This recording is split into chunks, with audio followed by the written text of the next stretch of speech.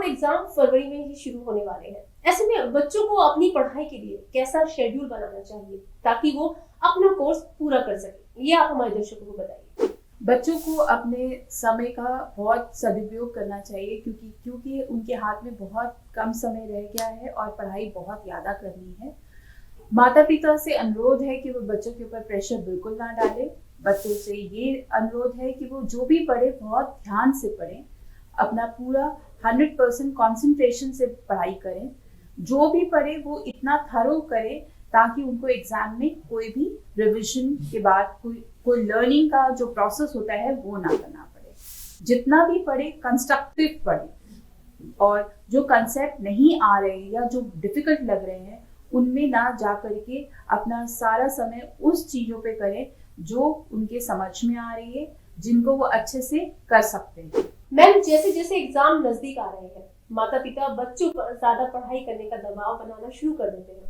इस दबाव से बच्चों पर क्या असर पड़ता है, ये आप हमारे दर्शकों को बताइए। बच्चे इस समय वैसे ही बहुत प्रेशर से गुजर रहे होते हैं। मेरी माता पिता से अनुरोध है कि वह अपने बच्चों के ऊपर बहुत प्रेशर मत बनाएं।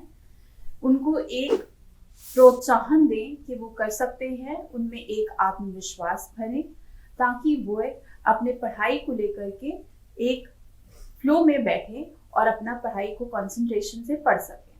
अपना फ़ोन अपने से दूर रख करके पढ़ाई करने की कोशिश करें क्योंकि फ़ोन जब पास में रहता है तो पढ़ाई करने में दिक्कत होती है। जो भी पढ़ाई करें, जितनी भी पढ़ाई करें, मन से करें, समझ से करें, अपने शब्दों को व्यक्त करने की कोशिश करें।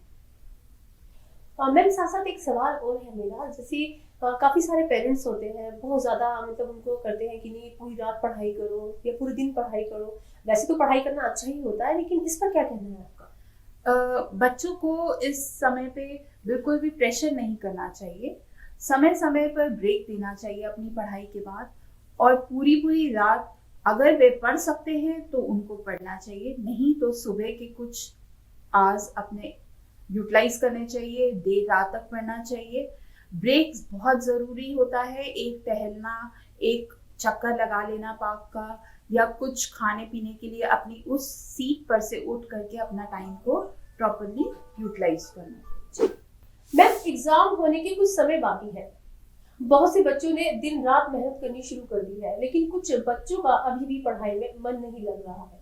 ऐसे बच्चे पढ़ाई में मन लगाने के लिए ऐसा क्या करें जो वो पढ़ाई में उनका मन लग जाए?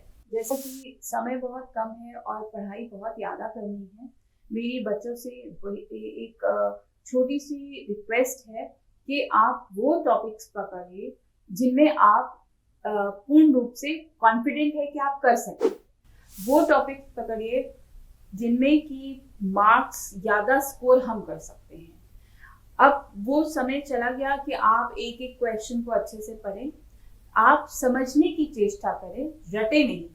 रटने में मैं बिल्कुल विश्वास नहीं करती हूँ। आप जो कंसेप्ट आपने समझे हैं, आप उनको अपने भी शब्दों में लिख करके अपने क्वेश्चंस को कर सकते हैं। टॉपिक्स वो पकड़िए जिनकी वेटेज एग्जाम में ज़्यादा है। हैवी टॉपिक जो आपको नहीं समझ में आ रहे, मेरी तरफ से आप उनको छोड़ दें या एक बार दोहरा दें, रीड कर लें, ताकि अगर एग्जाम में कुछ भी आता है तो आप उसका उत्तर सही से लिख सकें। जी मैम, एक सवाल और है मेरा, और जैसे अभी 10th क्लास के सीबीएसई बोर्ड के एग्जाम होने वाले हैं या और भी एग्जाम होने वाले हैं, तो कुछ स्कूल के अंदर ऐसा होता है कि अलग सिलेबस से मतलब अलग क्वेश्चन पूछते हैं या टेस्ट लेते हैं, तो उसमें वो मालूम होता है क्या, कुछ भी आइडिया होता है कि ये सवाल आएंगे या फिर ये एग्जाम में ये आने वाला है? देखिए, बहुत मार्केट में बहुत तरीके से पेपर्स मिलते हैं, 10 ईयर क्वेश्चन ईयर्स मिलते हैं। हमारे स्कूल्स के ही पेपर्स टीचर्स देती हैं बच्चों को ताकि वो एक बार उनको देख सके, उनको पता चल सके कि किस टॉपिक से कौन सा क्वेश्चन आ सकता है। तो मेरे ख्याल से बच्चों को वो क्वेश्चंस ध्यान से पढ़ने चाहिए और उन्हीं क्वेश्चंस को लेकर के अपने सब्जेक्ट को थरो होना चाहिए। जी, अभी हमने जब अपना ये शो सोशल मीडिया पर डाला था तो उसमें एक क्वेश्चन आया था, तो बच्चे ने पूछा कि मैम मेरे अभी 8 दिन पहले कुछ पेपर मेरे टेस्ट लिए स्कूल के अंदर, लेकिन सवाल बिल्कुल हाई लेवल वाले थे, तो टीचर ने वो सवाल क्यों नहीं पूछे जो आने वाले एग्जाम में थे, तो उसको क्या जवाब देंगी आप? ये तो बहुत ही सवाल ऐसा है कि आपने देखिए, टीचर का मकसद ये नहीं होता है कि बहुत टफ पेपर बनाए। टीचर का मकसद ये होता है कि एटलीस्ट जो बच्चे ने पढ़ा है वो कितना थरो है, वो कितना बच्चे ने क्लास में बैठ के समझा है। आप क्लास में बैठ करके ही अगर टीचर को अच्छे से सुनेंगे, उनकी जो भी वो आपको समझाने की कोशिश कर रही हैं, अगर वही आप ध्यान से सुन रहे होते तो शायद ये नौबत नहीं आती। जी।